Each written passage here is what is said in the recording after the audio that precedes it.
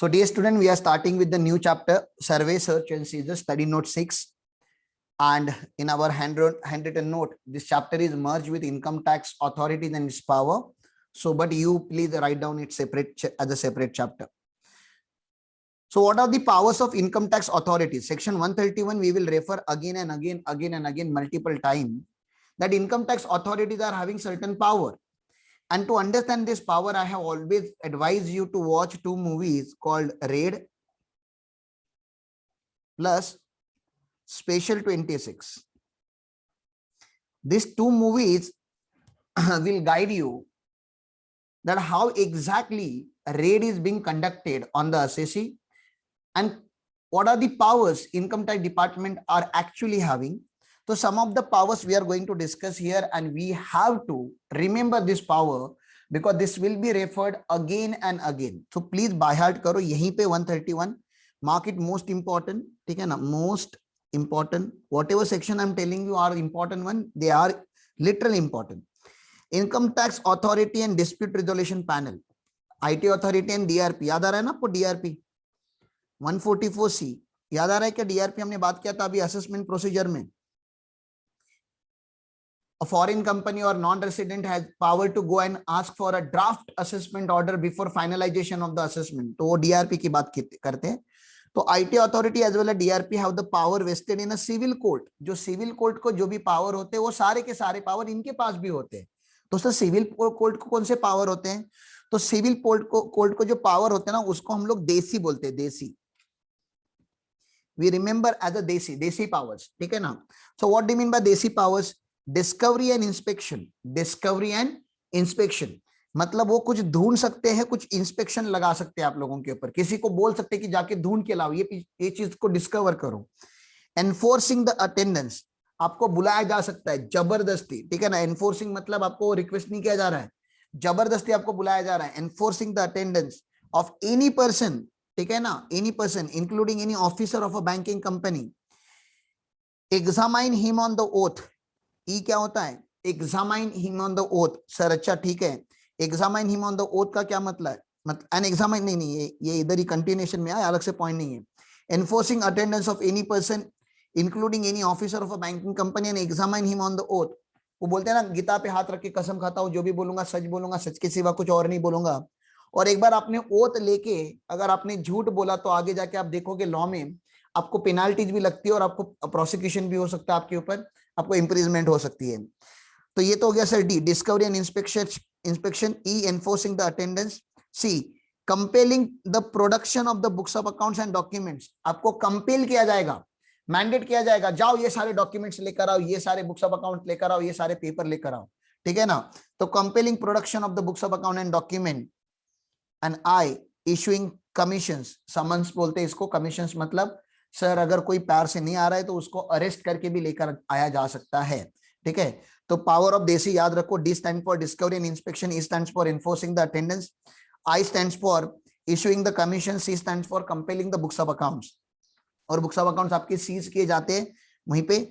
The power can be exercise even if no proceeding with respect of such person is pending before him और any other income tax authorities. इसके ऊपर हमारे एक professor है, उन्होंने बहुत अच्छा एग्जांपल दिया था. ये जो कोऑपरेटिव सोसाइटीज होती है ना, आपने कभी नाम सुना होगा ना. मैं हमेशा अपने स्टूडेंट को बोलता हूँ कि कोऑपरेटिव सोसाइटीज में ना, कोऑपरेटिव सोसाइटीज या कोऑपरेटिव बैंक्स में, कोऑपरेटिव सोसाइटीज और कोऑपरेटिव बैंक्स में कभी भी अपना पैसा मत रखो. You might have opened certain bank account with certain cooperative banks. Cooperative banks और cooperative societies कभी भी डूब सकती है क्योंकि यहाँ पे मैनेजमेंट जो होता है ना, मैनेजमेंट उनको कुछ ज्यादा ही पावर होती है. किसे लोन देना है किसे नहीं देना है, this is driven by the management. और मैनेजमेंट जो होते हैं ना वो पॉलिटिकल कनेक्शंस बहुत ज्यादा रखते हैं यहाँ पे. तो पॉलिटिकल कनेक्शन से मतलब किसी का रेफर जाता है. समझो अब किसी का चीफ मिनिस्टर है या कोई एक मिनिस्टर है पावर में, जो लेटर देगा इनको कोऑपरेटिव बैंकों की, इस पर्टिकुलर पर्सन को इतने का लोन दे दो, तो उनको देना पड़ता है उतना बड़ा लोन. और क्योंकि यहाँ पे पॉलिटिकल इंटरफेरेंस बहुत ज्यादा है, यहाँ पे स्कैम होने की चीजें बहुत मतलब फ्रीक्वेंटली देखी जाती है. Therefore you should never keep the record of cooperative society and cooperative bank. उसके अलावा क्योंकि ये मैनेजमेंट ड्रिवन है, जब ये लोग आरबीआई को रिपोर्ट करते तो they don't report to RBI genuinely, ठीक है ना. आरबीआई को रिपोर्ट जेन्युइनली नहीं करते, इनकम टैक्स डिपार्टमेंट को रिपोर्ट जेन्युइनली नहीं करते.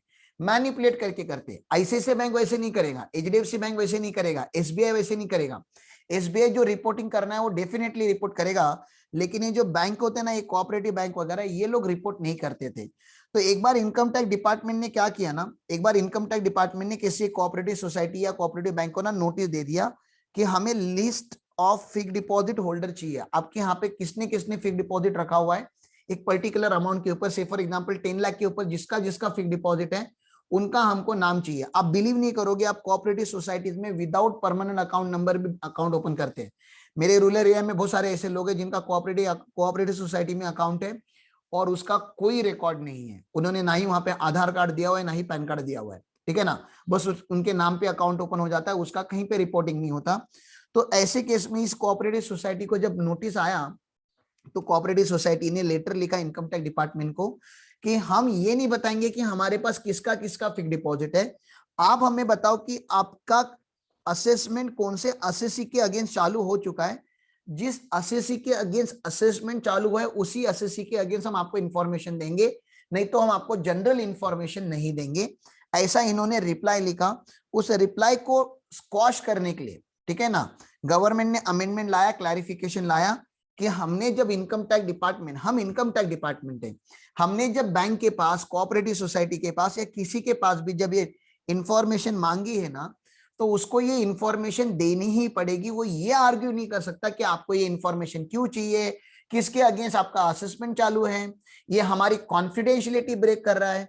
पागल हो गए हो क्या? इनकम टैक्स डिपार्टमेंट से थोड़ी ना क्या चीजें छुपा के रखनी होती है, उनको तो शेयर करनी पड़ेगी आपको। तो उन्होंने ये क्लियर कर दिया, the power can be exercise even if the no proceeding in with respect of such person is pending before the income tax or any other income tax authority. Income tax authority is not below the rank of assistant commissioner, notified by the board, shall have power under section 131 for making any inquiry or investigation in respect of any person in relation to DTAA or tax information exchange agreement. DTAA मतलब ये international taxation का point है। Even if no proceeding is pending against such person, चलो ठीक है, इसका inquiry हो सकता है, कोई बड़ी बात नहीं है। The income tax authority और DRP are empowered to impound. Sir अभी ये बुक्स ऑफ अकाउंट लेकर आया था, ठीक है ना, ये देखो ना, यहाँ पे बुक्स ऑफ अकाउंट लेकर आया था वो डिपार्टमेंट के पास, तो डिपार्टमेंट उसके बुक्स ऑफ अकाउंट छीन के अपने पास रख सकता है क्या? Can they snatch the books of accounts and keep it with them? Yes, क्योंकि ये डिपार्टमेंट को जैसे ही पता चलता है कि इस बुक्स ऑफ अकाउंट को हमें बहुत ज्यादा अच्छे से स्क्रूटिनाइज करना है, ये आधे घंटे का टाइम नहीं है, तो ये बंदा जो भी बुक्स ऑफ अकाउंट्स लेकर आया था, ये डिपार्टमेंट इसको स्नैच करके जबरदस्ती लेके इंस्पेक्टर को बुला के, ठीक है ना, उसके यहां से बुक्स ऑफ अकाउंट्स लेके इंपाउंड कर सकता है, इंपाउंड कर सकता है या रिटेन कर सकता है in their custody any books of accounts और any other document produce before him. हम कर सकते हैं, लेकिन मैक्सिमम 15 डेज के लिए। 15 डेज से ज्यादा आप आईटी हो, आप इनकम टैक्स अथॉरिटी हो, आप 15 डेज से ज्यादा किसी के बुक्स ऑफ अकाउंट इंपाउंड करके नहीं रख सकते।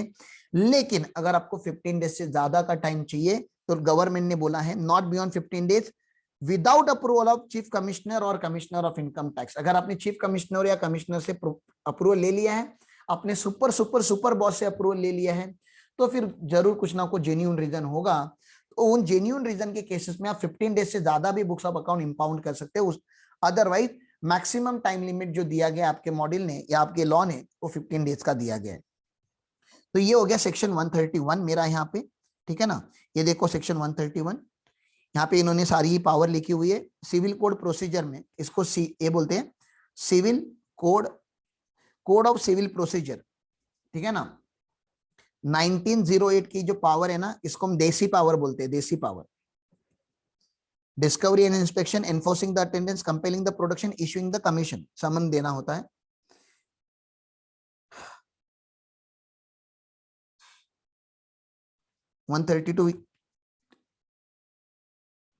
और यहाँ पे देखो इन्होंने 131 की एक पावर यहाँ पे लिखी गई है कि आप इंपाउंड कर सकते हो बुक्स ऑफ अकाउंट अपनी कस्टडी में, लेकिन 15 डेज से ज्यादा नहीं कर सकते।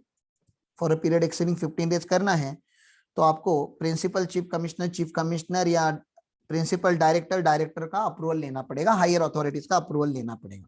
चलो ठीक है सर, ये बात हो गई। आगे चलते हैं। आगे अभी यहाँ पे एक ऐसा पावर है जिसके बारे में मुझे आपको प्रैक्टिकल बताना है। एक सेक्शन है, बाकी तो सेक्शन में बाकी सब फालतूगिरी है, लेकिन एक सेक्शन ऐसा है 133(6). इस सेक्शन में कुछ भी नहीं है। देखो जरा यहाँ पे, power to call for information, ठीक है ना, डिपार्टमेंट इंफॉर्मेशन मंगा सकता है लेटर लिख के। लाइक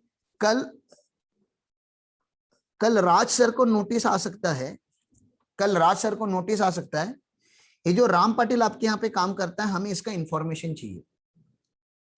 तो राज सर को अगर नोटिस आया, राम पाटिल का इंफॉर्मेशन चाहिए, जो भी इंफॉर्मेशन, आपने उनको साल भर में कितना पेमेंट किया, वो आपके यहाँ पे क्या काम करते हैं, कुछ भी ऐसा इंफॉर्मेशन का एक नोटिस आ सकता है, जनरल इंफॉर्मेशन का नोटिस आएगा। तो टेल मी, क्या राज सर की ऊपर ये ऑब्लिगेशन है वो इंफॉर्मेशन देने का डिपार्टमेंट को? क्या उनको देना पड़ेगा इनकम टैक्स डिपार्टमेंट को मेरे बारे में इंफॉर्मेशन? तो राज सर एक बार ये पूछेंगे ना, जब तुमको राम पाटिल का इंफॉर्मेशन चाहिए तो राम पाटिल से ले लो ना, मुझसे क्यों ले रहे हो? एक बार तो ऐसा सोचेंगे, डिपार्टमेंट को ये कहां से पावर आ गई कि मैं जहां पे काम करता हूं वहां पे उनको नोटिस दे दे? तो भैया डिपार्टमेंट के पास ये पावर है। ये सब ना बाकी के पावर ना इतने काम के नहीं है। ये 133(1) फर्म, कुछ भी इसमें कुछ भी लिखा हुआ है, ठीक है ना, कि फर्म है तो डिपार्टमेंट के पास पावर है ये जानने की कि उनके पार्टनर वगैरह कौन है। ये जो पार्टनर कौन है ना, हम इनकम टैक्स रिटर्न में ही लिख के उनको हर साल देते हैं।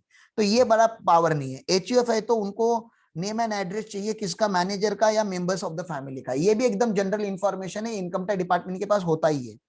ट्रस्टी वगैरह अगर होगा, ट्रस्ट होगा तो उनको पता होना चाहिए कि name of the trustee, guardian कौन होना है, वो सब हो गया। Any assessee, a statement of name and address of all the person to whom he has paid any previous rent, interest, commission, royalty, brokerage or any other annuity, कुछ भी payment किया अगर आपने, तो उसका यहाँ पे आपको इंफॉर्मेशन मांगा जा सकता है। ये सारा ठीक है, ये सब कुछ ठीक है। एनी डीलर, ब्रोकर, एजेंट, इसको भी नोटिस जा सकता है कि आपने किसके लिए काम करते हो, आपका प्रिंसिपल कौन है, सब कुछ पूछा जा सकता है। जो most important and most dangerous power है ना, ये लास्ट वाला पावर है, any person including a banking company और एनी ऑफिसर देयर ऑफ। ये वाला जो है ना 133(6), इसका मैंने प्रैक्टिकल किया हुआ है इनकम टैक्स डिपार्टमेंट में। हमारे क्लाइंट थे जिनको नोटिस आया था, जिनके प्रॉफिट एंड लॉस अकाउंट में उन्होंने कमीशन एक्सपेंडिचर बहुत ज्यादा दिखाया था, और कुछ 50 लोगों को इन्होंने कमीशन दिया था। और कमीशन का जो टीडीएस होता है वो 194(H) होता है। 194(H) में हमने टीडीएस वगैरह सब डिडक्ट किया था, हमारे पास सारे रिकॉर्ड थे। मतलब हमें पता था इनकम टैक्स डिपार्टमेंट आगे जाके कभी ना कभी स्क्रूटिनाइज करेगा, तो वी वर ऑलरेडी प्रीपेड कि डिपार्टमेंट को क्या बताना है क्या नहीं बताना है, ठीक है ना। अच्छा, इसमें 50 लोगों में 10-12 लोग ऐसे होंगे जो सच में वो कमीशन एजेंट नहीं थे, मतलब हमें किसी को कमीशन देना ही था। मैं आपको प्रैक्टिकली बताता हूं क्या होता है। हमारा कमीशन एजेंट ये वाला पर्सन है, लेकिन अगर इसको बहुत ज्यादा कमीशन गया तो इसका टैक्स लायबिलिटी बढ़ जाएगा ना। जैसे इसको 25 लाख का हमको कमीशन देना है तो इसका टैक्स लायबिलिटी बहुत ज्यादा बढ़ जाएगा। आप समझ रहे हो? एक पर्टिकुलर पर्सन को हमें 25 लाख रुपए देना है तो इसका टैक्स लायबिलिटी बहुत ज्यादा बढ़ जाएगा। इसको इनकम टैक्स से प्रॉब्लम भी नहीं था, मैं आपको बता दूं, इनकम टैक्स से प्रॉब्लम नहीं था, इसको जीएसटी से प्रॉब्लम था कि सर ये 25 लाख हो रहा है ना, तो मुझे जीएसटी लगेगा, बहुत ज्यादा जीएसटी लगेगा, मुझे जीएसटी नहीं भरना है, मुझे जीएसटी के रिकॉर्ड नहीं रखने, ऐसा वो रो रहा था। तो उसको जीएसटी भी नहीं भरना था और उसको ये भी नहीं भरना था, इनकम टैक्स भी नहीं भरना था, दोनों लॉ से उसको प्रॉब्लम था। तो हमने क्या, उसने क्या हमें बोला, इसने बोला, हमने उसको नहीं बोला, उसने बोला मैं अलग 2 लोगों का नाम, पैन कार्ड, आधार कार्ड, बैंक अकाउंट आपको लाके देता हूं, आप एक काम करो, कुछ पैसा इनके नाम पे डाल दो, ठीक है ना, मैं उनसे ले लूंगा। तो ये एक टैक्स इवेजन का एक मैकेनिज्म होता है।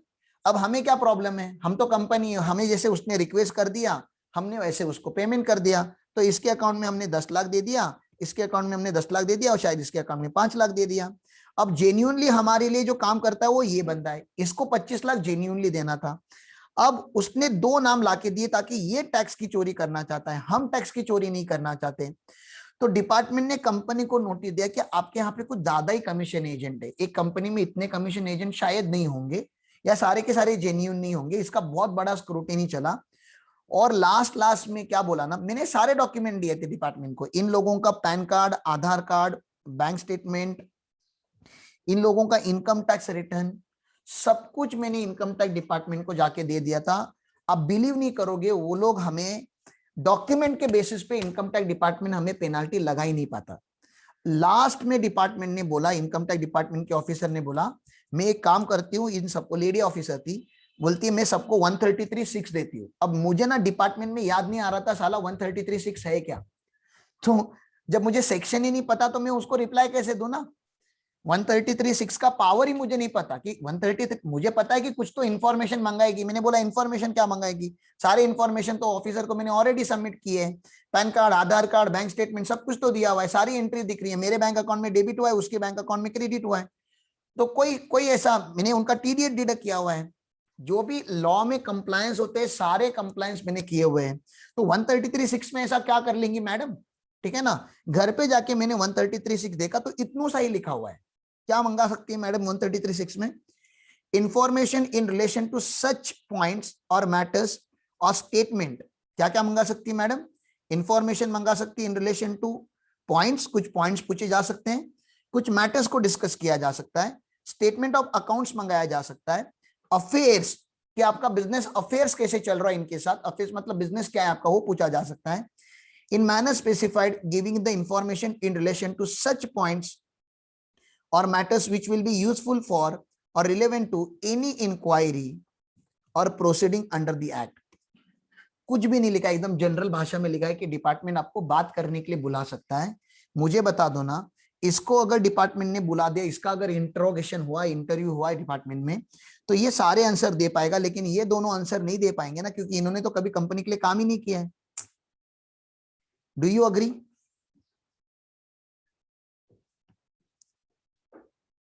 बोलो। तो मुझे डर लग गया कि अगर ये दोनों को अगर डिपार्टमेंट में बुला लेंगे तो हम फंस जाएंगे, ठीक है ना।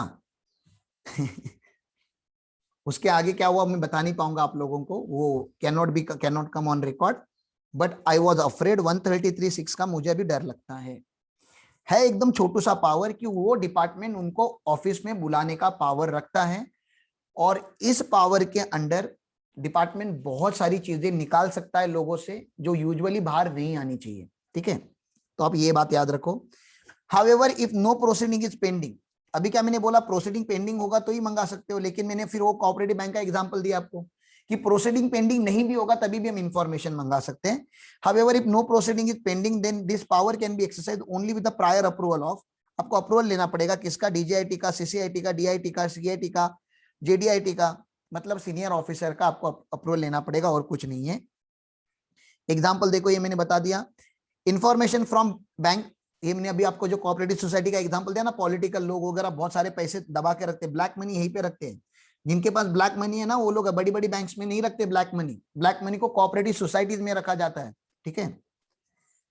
Information from bank relating to any account holder मंगा सकता है department under section 133(6) C. AO, CIT, CCIT may require any person to furnish any information. This power cannot be exercised by any authority below the rank of CIT if the proceeding is not pending without prior approval. Approval लेना पड़ेगा।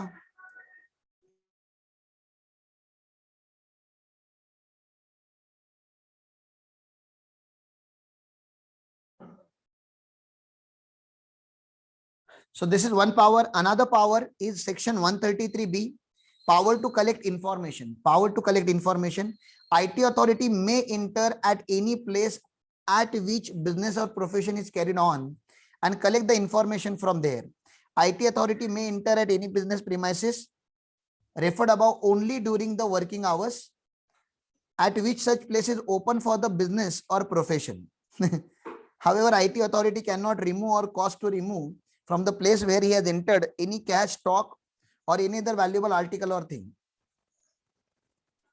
तो यहाँ पे क्या हुआ था कि कोई तो एक दिल्ली में होटल है, ठीक है ना, दिल्ली में कोई तो एक होटल है, 5 स्टार होटल है, उसका जो डायरेक्टर है, उसके डायरेक्टर को बेंगलुरु या किधर के, तो साउथ इंडिया के किसी, पकड़ लो बेंगलुरु के, अपने को क्या करना है कौन सा एयरपोर्ट, बेंगलुरु के किसी एयरपोर्ट पे पकड़ा गया और उसकी सूटकेस में कैश ही कैश था, ठीक है ना। जो अपना ट्रैवलर बैग होता है ना, आपने देखा होगा बड़े बड़े ट्रैवलर बैग लेके लोग ट्रैवल करते हैं, तो पूरा ट्रैवलर बैग भरा हुआ था कैश से, ठीक है, पूरा ट्रैवलर बैग भरा हुआ था कैश से। अब ये 5 स्टार होटल है, ठीक है ना, तो ये इसको रात को कुछ तो 2 बजे पकड़ा गया था।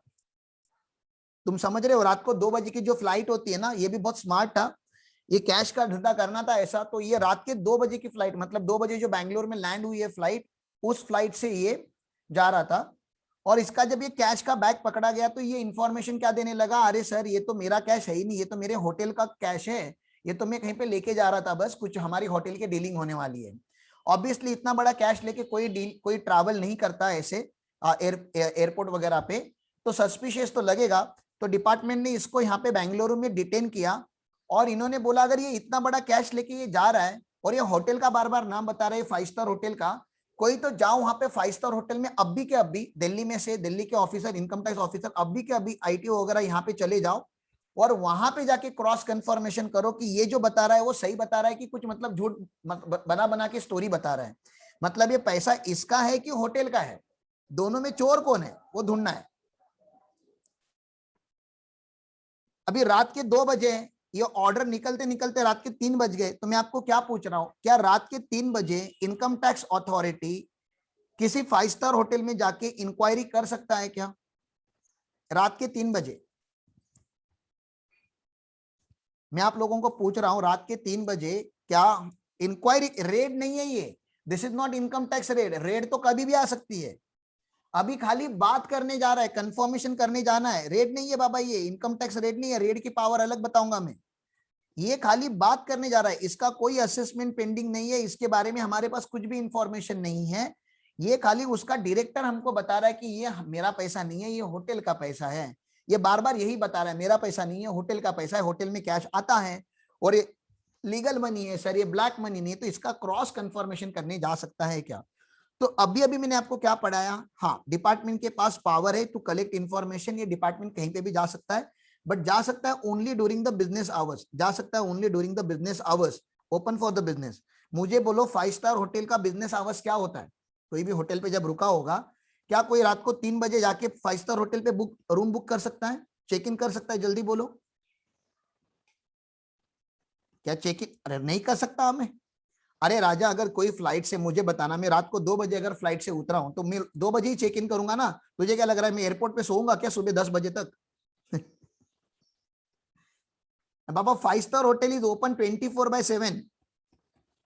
5 स्टार के छोटे छोटे होटल जो होते हैं ना राजा, सारे होटल खाली उनका छोटे होटल्स में क्या होता है, उनका जो अटेंडेंट होता है वहां पे, रिसेप्शनिस्ट होता है, वो सोया हुआ रहता है, छोटे छोटे होटल की बात कर रहा हूं मैं, 1 माला 2 माले की जो बिल्डिंग होती है। 5 स्टार होटल का पूरा staff day and night active होता है, नाइट शिफ्ट वाले अलग होते हैं, डे शिफ्ट वाले अलग होते हैं, 24/7 5 स्टार होटल रन होता है। तो ऑब्वियसली इनकम टैक्स ऑफिसर वहां पे गए और उन्होंने वो इंफॉर्मेशन वहां से निकाली, हाँ, लेकिन वहां से कुछ लेके नहीं जा सकते वो लोग, कैश स्टॉक कुछ भी लेके नहीं जा सकते, खाली इंफॉर्मेशन लेने जा सकते हैं। सर अगर उनको ये चीजें सीज करनी होगी तो उनको यहाँ से जो इंफॉर्मेशन मिला ये अपने ऑफिसर को दिखाना पड़ेगा और उनको वारंट लाना पड़ेगा, वारंट लाके वो लोग सर्च वारंट सर्च अथॉरिटी लानी पड़ेगी और उसके बाद वो आगे का प्रोसीजिंग कर सकते हैं, यहाँ पे खाली इंफॉर्मेशन लेने जा रहे हैं। चलो ठीक है, इन्वेस्टिगेशन विंग का भी एक power to call for information होता है, मैंने आपको इन्वेस्टिगेशन विंग दिखाया था आपको चार्ट बना के कि देखो डिपार्टमेंट का ऐसा एक विंग है जो इन्वेस्टिगेशन विंग है, जो खाली इन्फॉर्मेशन कलेक्ट करते रहता है। हाँ सर, उनका भी एक पावर होता है 133C का, power to call for information by the prescribe income tax authority. The income tax authority may for the purpose of verification of the information, verification of the information, ये क्या कर रहा है, वेरिफिकेशन कर रहा है। जब अरुण जेटली सर पावर में आए ना तो उन्होंने बोला देखो सारे एओ जो होते हैं ना हमारे, वो एक्सपर्ट नहीं होते क्रॉस वेरिफिकेशन के लिए, तो उन्होंने ना गाजियाबाद में या किधर तो दिल्ली में एक विंग ही बैठा दिया, 200 लोगों का कुछ तो ऐसा टीम है जो एओ को सपोर्ट करता है, कि बोलता है आपको कुछ भी डॉक्यूमेंट अगर वेरीफाई करना है, फेक बैंक स्टेटमेंट भी तो बनाया जा सकता है ना, बैंक स्टेटमेंट पीडीएफ में ही आता है, पीडीएफ एडिटर वगैरह आता है, आपको पता है ना पीडीएफ एडिट किया जा सकता है, तुम समझ रहे हो ना। अरे अभी आपका मॉड्यूल है, इसको मैं एडिट कर सकता हूँ ना कुछ करके, सॉफ्टवेयर आते हैं कि इसको एडिट किया जा सकता है, तो डॉक्यूमेंट फॉर्ज बनाए जा सकते हैं। और जो इनकम टैक्स की चोरी करते हैं ना वो लोग बहुत महान लोग होते हैं, वो लोगों ने बहुत सारी चीजें की होती है। तो हमारी ये एक डिपार्टमेंट है, एक वेरिफिकेशन डिपार्टमेंट, ऐसी एक टीम है जिसका काम ही है कि एओ को सपोर्ट करना और वेरिफिकेशन करके लाना कि वो डॉक्यूमेंट जेन्युइन है या नहीं है। IT authority may for purpose of the verification in its possession relating to any person issue notice to such person requiring him to furnish the information or document and utilize such information and document and such information and document 2 bar type हुआ है, ठीक है ना। In accordance with the scheme notified under this particular act, और उसके लिए 153 ये करके मैं आगे अभी फेसलेस वाला आपको लॉ पढ़ाऊंगा जहां पे ये टीम बैठती है, verification unit. The power can be exercise even if no proceedings are pending, वो तो चलेगा। CBDT may make scheme for the centralise issuance of notices, तो सेंट्रलाइज ही बनाया हुआ है, गाजियाबाद में एक ही टीम बैठता है, ठीक है ना।